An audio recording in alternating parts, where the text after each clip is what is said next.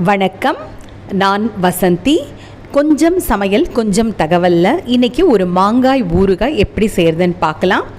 பெங்களூரு மாங்காய் ஒரு 10 மாங்காய் எடுத்து நான் நல்லா கழுவிட்டு ஈரம் போக நல்லா துடைச்சிட்டு இந்த மாதிரி துண்டங்களாக நறுக்கி நான் ஒரு நெகிழி டப்பாவில் நான் போட்டிருக்கேன்.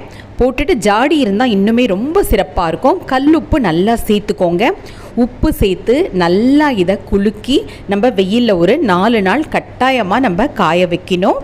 பாருங்கள், இதை நல்லா குலுக்கிடுங்க.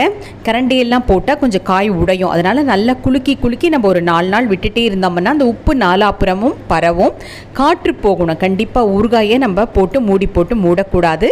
ஒரு மல்லு துணியால் அதை மேலே மூடி அந்த ஓரத்தில் இருக்கிற அந்த துணியை கிழித்து இப்படி இந்த மாதிரி கட்டி நல்லா வெயிலில் ஒரு 4 நாள் வைங்க. நான் என்ன பண்ணேன்னா ஊறுகாய் நறுக்கிட்டு வைக்கும் பொழுதே ஒரு பாதுகாப்புக்காக வினிகர் அப்படி சொல்கிறோம் இல்லையா, எல்லாமே கெடாமல் பாதுகாக்கிற அந்த வினிகரை இந்த ஒரு 125 மில்லிகிராம் அளவுள்ள அந்த பாத்திரத்தில் நான் ஒரு 2 கிண்ணம், இந்த கிண்ணத்தில் 2 கிண்ணம் நான் சேர்த்துட்டேன். ஏற்கனவே சேர்த்துட்டேன். அது காணொலியில் காட்ட முடியல என்னால். ஏன்னா அந்த பூஞ்சை அப்படின்னு சொல்கிறோம், ஆங்கிலத்தில் ஃபங்கஸ் அப்படின்னு சொல்லுவாங்க. ஊறுகாயில் சட்டுன்னு அது பரவ ஆரம்பிச்சிடும். அப்புறம் ஊறுகாய் கெட்டு போகும். அதனால் ஆரம்பத்திலேயே நம்ம ஊற்றிறதால நமக்கு ஊறுகாய் கெடாமல் பாதுகாக்கப்படும். தாளிப்பதற்கு தேவையான பொருட்களை நம்ம பார்த்துக்கலாம். கடுகு பார்த்திங்கன்னா நான் ஒரு 50 கிராம் அளவு கடுகு எடுத்திருக்கேன். 40 கிராம் வெந்தயம் எடுத்திருக்கேன். தனி மிளகாய் தூள் எடுத்திருக்கேன். அதாவது இந்த 125 மில்லிகிராம் உள்ள இந்த கிண்ணத்தில், அதாவது இந்த நம்ம ஒரு சின்ன கிண்ணம், இதுவும் நான் உங்களுக்கு காமிக்கிறேன். இதில் பார்த்திங்கன்னா பாதி அளவு கடுகு எடுத்திருக்கேன். அதுலேயும் கொஞ்சம் குறைந்த அளவு வெந்தயம் எடுத்திருக்கேன். பெருங்காயம் நல்லா ஒரு 3 தேக்கரண்டி, சிறிய தேக்கரண்டி பார்த்திங்கன்னா 5 தேக்கரண்டி வரும். கடுகு நல்லா படப்பட நல்லா பொரியிற அளவுக்கு நம்ம தனியாக வறுத்துப்போம். ஒன்றா வறுக்காது. எப்போவுமே நான் சொன்ன மாதிரி தனித்தனியாக வறுத்தீங்கன்னா தான் அது அழகாக வறுப்பட்டு நமக்கு வரும். சுவையும் நல்லா இருக்கும். பாருங்கள், இந்த மாதிரி நல்லா பொரியணும். தெரியுது இல்லைங்களா? பாருங்கள் எப்படி பொரியுது பாருங்கள். அந்த மாதிரி பொரிஞ்ச உடனே இதை தனியாக நீங்கள் கொட்டி வச்சுக்கோங்க. அடுத்து நம்ம வெந்தயம் சேர்த்துப்போம். கடுகு எவ்வளவு சேர்க்குறோமோ அதில் 3/4 பாகம் வெந்தயம் நம்ம சேர்க்கணும். இளந்தீயில் வச்சு நல்லா பொறுமையாக வறுத்தெடுங்க. நல்லா சிவக்க வறுக்கணும் வெந்தயம்.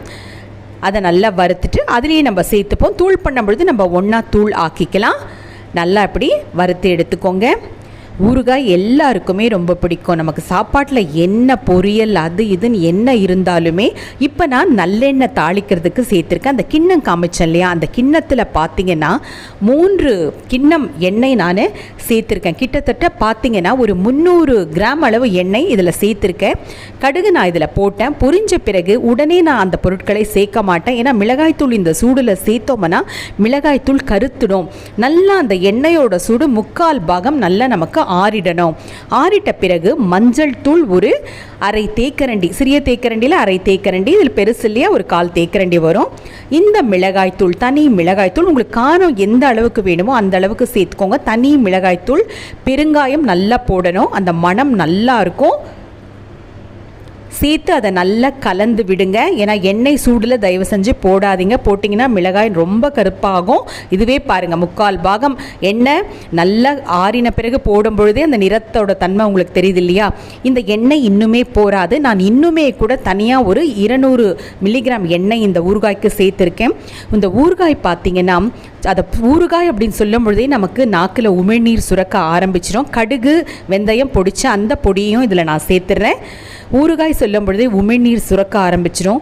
உமிழ்நீர் எந்த அளவுக்கு அதிகமாக சுரக்குதோ அந்த அளவுக்கு நம்மளுடைய பற்கள் வலிமையாக இருக்கும். குறிப்பாக இந்த சர்க்கரை நோய் வராமல் தடுக்கின்ற ஆற்றல் உமிழ்நீருக்கு உண்டு.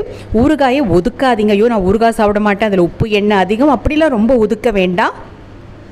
நம்ம சாப்பிடும் பொழுது ஒரு தயிர் சோறுக்கு என்னதான் இருந்தாலும் அவ்வளோ ஒரு ஊறுகாய் துண்டு வச்சுன்னு சாப்பிடும் பொழுது ரொம்ப ரொம்ப சுகமாக இருக்கும். கட்டாயம் நம்மளுடைய சாப்பாட்டில் ஊறுகாயை சேர்த்துக்கோங்க, அளவாக சேர்த்துக்கோங்க.